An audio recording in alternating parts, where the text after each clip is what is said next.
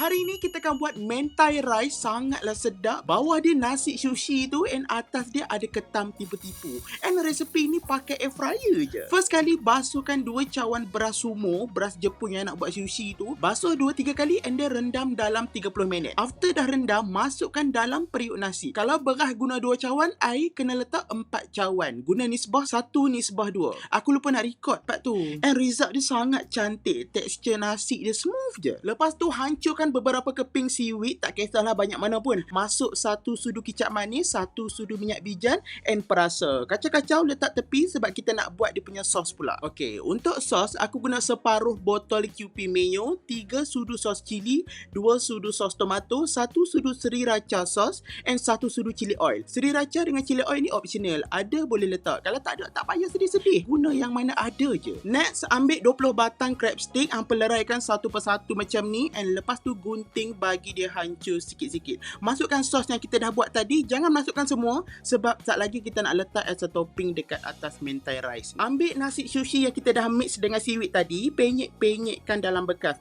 Make sure bekas yang boleh masuk dalam air fryer lah. Jangan guna bekas plastik pula. Letakkan crab stick dekat atas and sos mentai. Last kali atas ni tabur sikit hirisan seaweed. Bakar mentai rice ni dalam air fryer suhu 180 dalam 10 minit. Tada, dah siap. Sangatlah senang resepi ni. Tahun ni aku rasa aku banyak share resepi yang menggunakan air fryer sebab aku rasa air fryer ni dah jadi satu kitchen appliance yang wajib ada dekat rumah sebab dia sangat memudahkan and macam-macam kita boleh buat dengan air fryer.